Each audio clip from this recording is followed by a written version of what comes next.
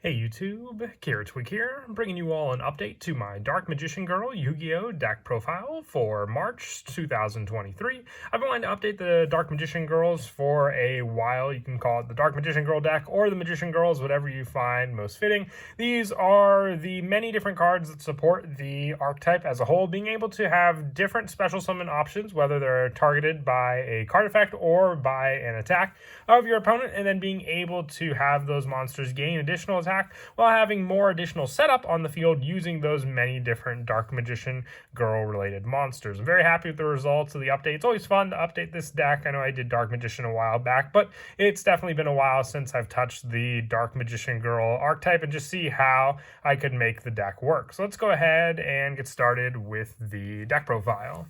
So for the main deck monsters, I'm running 3 copies of Dark Magician Girl, our main go-to boss monster in the deck. Just utilize for a good amount of the special summon power that all the other Magician Girls can provide. You don't really need the attack boost that this card provides. We only run one other additional Dark Magician in the deck, and that is just so we can have a target for our fusion option, the Dark Magicians. But still, 3 copies of this always helps for some of the other setup that we do in the deck, since we are also running Magician Souls for more of a graveyard setup of a monster. For the other Magician Girls, we're running 3 copies of Chocolate Magician Girl. Once per turn, you can discard 1 spellcaster type monster to draw 1 card. And once per turn, if this card is targeted for an attack, you can target 1 spellcaster monster in your graveyard except for Chocolate Magician Girl, special summon it, and then change the attack target to it. And if you do, the attacking monster's attack becomes halved in its current attack. So if you discard Dark Magician Girl off of Chocolate Magician Girl, you have that draw power and another monster in the graveyard set up for you to go up against your opponent. Unless that opponent's monster has more than 4,000 attack, it will be destroyed when you activate Chocolate Magician Girl to summon out the Dark Magician Girl back onto the field for the attack to be redirected to her. Also running 3 copies of Apple Magician Girl.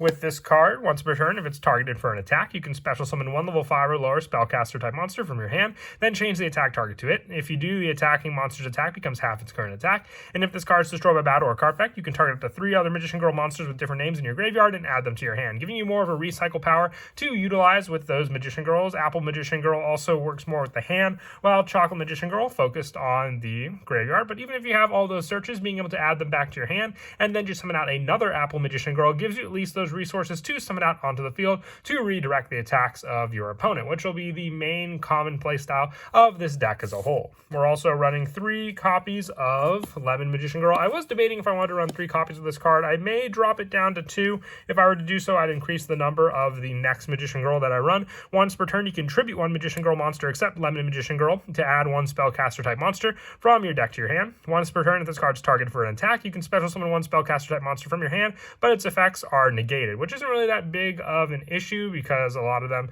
that you'll summon will be Dark Magician Girl for one, and her effect is irrelevant for the play style of the deck, and then also having the same attack becoming half once that target is changed.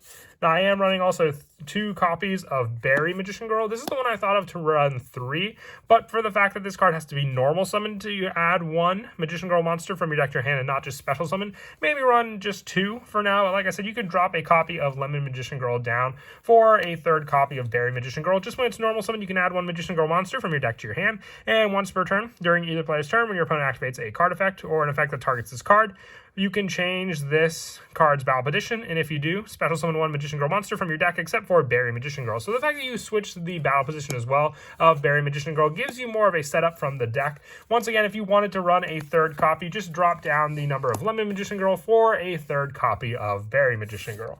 And then the last of the Magician Girls being 2 copies of Kiwi Magician Girl. When during the player's turn, you can discard this card, and Magician Girl monsters you currently control gain 300 attack and defense for each Magician Girl monster with a different name on the field and in the graveyards until the end of this turn. And spellcaster type monsters you control cannot be destroyed by card effects. So this is more of a protection card and one of the better searches to set up with your Berry Magician Girl, because then you'll have this card to discard during either player's turn to raise the attack. And if you have all 5 different named ones, including the Dark Magician Girl, you'll have a big boost for all of your Magician Girls on the field, since all those different names add 300 attack and defense to those monsters. For more of the generic spellcaster support, we are running the 1 copy of Dark Magician. Now, once again, this is just to have the fusion option, with the Dark Magicians being a fusion monster that requires Dark Magician, and Dark Magician Girl plus 1 spellcaster type monster ore. So even if you wanted to go for just Dark Magician Girl and a spellcaster type monster, you could make Dark Magicians from there. We also just run the fusion deployment spell setup, so having another target aside from Dark Magician Girl to special summon out with that spell always does come in handy. And we're also running 3 copies of Magician Soul. I know this is more of a pricey card in the deck. If you didn't want to run Magician Soul, you could always put in Summoner Monk as a replacement to get some of the level 4 targets in the deck, being able to summon out your Chocolate Magician Girl and then just have another discard for this card search as well. But Magician Soul gives you more of a discard draw for some of the multiple numbers for the spells we're running, or if the spell is unusable in your hand, you can at least send up to 2 from your hand and or field to the graveyard to draw that many cards. And then also being able to send a level 6 or higher spellcaster from your deck to the graveyard to special summon this card just gives you another resource on the field, which will also set up the Dark Magician Girl in your graveyard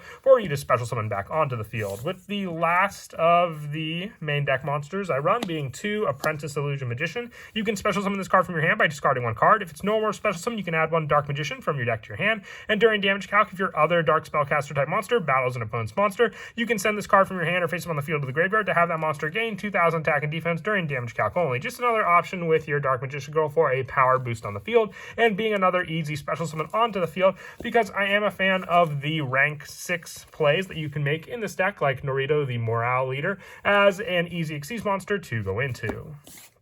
Now, that is it for the main deck monsters. Moving on to the spells, I run 3 copies of Fusion Deployment. You reveal 1 fusion monster in your extra deck and special summon from your hand or deck one of those fusion materials on that card. Also, you cannot special summon from the extra deck except fusion monsters the turn you activate this, but this just gets you your Dark Magician Girl onto the field that much more quickly to make use of as a resource on the field. So 3 copies of this card. We do run 3 copies of Dark Magician Girl. We have the target in the extra deck to go for. The biggest weakness is if you go for the fusion play and then use this card, because then you don't have that target anymore. But you can resolve this by just running an additional copy of the Dark Magicians, or you can even run the Timaeus, the Dragon Knight, with Dark Magician Girl as another added option. I also run 3 copies of Secret Village of the Spellcasters, just being able to lock your opponent out of spells just by controlling a spellcaster, which is something you'll do the majority of the time because you're playing defense with this deck a lot. So sometimes you'll just have the 1 Magician Girl set up on the field, and then you can activate this, taking away spells from your opponent, and if they want to at least, utilize their spells, they'll have to get over that spellcaster type monster that is on the field. I run multiples of this card and really have no fear for the multiples in my hand because I do run the Magician Soul, which helps for sending spell or traps from my hand or field to the graveyard to draw additional cards. If you have Summoner Monk, it's the same premise, just being able to discard the spell cards from your hand to get that special summon from your extra deck onto the field. And then for the 1-ofs for the spells, I run 1 Terraforming for the field spell search, 1 Monster Reborn, 1 Dark Burning Magic, just another destruction of face-up monsters your opponent control if you control Dark Magician Girl. I may even want to run more copies of this. You can always mix and match the number of Dark Burning attack compared to the number of Secret Village of the Spellcasters that you run. 1 Magicalized Fusion with all the spellcasters we set up. I do run Quintet Magician in the deck. It's just another easy powerhouse spellcaster to summon out. 1 Secrets of Dark Magic, another way to fusion summon into one of your go-to monsters using Dark Magician or Dark Magician Girl as fusion material as one of the included monsters. And also I run 1 copy of Dark Magic Veil as another special summon just by paying 1,000 life points of a dark spellcaster from your hand or graveyard, 1 Call by the Grave, and 1 Harpy's Feather Duster for the rest of the spell cards that we run in the main deck. And then for the traps, I run 1 copy of Magician's Defense, just testing out the card while you control a spellcaster type monster. Any damage you take is half. You cannot half the same damage twice. And if this card is sent from the field to the graveyard, you can target a spellcaster in your graveyard and special summon. You really only need the 1s and stay continuous spell. More of a protection for you to use with your spellcaster magician type monsters that you run on the field. And lastly, for the traps, 3 copies of Call the Haunted. Now, I run this over cards like Back to the Front because of the fact that the monster will be special summoned in attack position. You take more of that setup for your spellcaster type monsters for the redirect attack for your opponent as well. Or if you're going for more of an attack boost with some of your other cards like Kiwi Magician Girl, you can have your magicians gain that additional attack and then have your opponent's monsters just collide into them and get destroyed because their attack was too high for them to get over the Magician Girls. And that's it for the main deck. We'll now move on to the extra deck. For the fusion monsters, I run 1 copy of the Dark Magicians and 1 Quintet Magician, both fusion options, and we have a spell for each of them, whether it be the Quick Play spell or the Magicalized Fusion, to go into both of these monsters. For the Xyz monsters, I run 1 copy of Naruto, the Morale Leader, 1 Constellar M7, and 1 Perform Mage Trapeze Magician, for the fact that this card can attack twice, and then having both bounce options and options to negate spell and traps with these rank 6 monsters.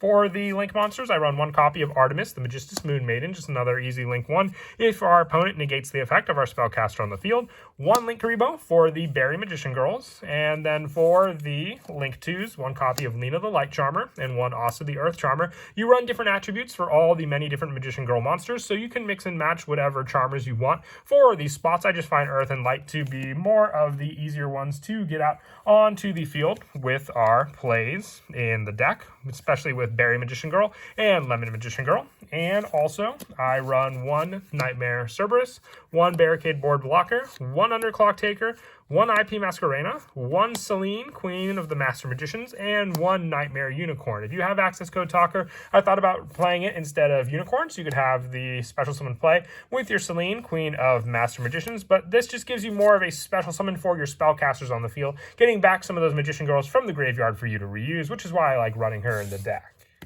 As for some of the go-to plays in the deck, the Magician setup on the field is a big part of the deck. So like I said before, depending on what you open up with your Magician Girl, you can have Chocolate Magician Girl to set up one of your spellcasters as a discard cost in the graveyard, and then being able to target that spellcaster when this one's targeted for an attack to then retake that attack that your opponent had on that play. And the discard draw could also potentially draw you into some of the needed cards you have in your hand, or the more Magicians that you set up in the graveyard with your Chocolate Magician Girl also will strengthen the power of your Kiwi Magician Girl, and that same send setup plays can also be used with cards like Magician Soul to special summon onto the field, and sending cards like your Dark Magician Girl to the graveyard, giving you more and more of those bigger numbers while giving you a resource on the field to not only use for extra deck link plays of some of your other monsters, which then can be used to set up more and more spells, but then those Magicians on the field can also help to get your special summon for your Dark Magician Girl on the field, depending on if you open up your different spells, which can easily be done also with spells like your Fusion Deployment, just to reveal the extra deck monster, and then just like that, you have your Dark Magician Girl on the field ready to go. But that is it for the deck profile. I hope you all enjoyed. Was very happy with the update of the deck. Like I said, I always love working on this deck, just seeing all the different changes. Maybe we'll see some new Magician Girl support later down the road as well. And as always, until next time, please don't forget to leave a like and subscribe, and Kira Twig out.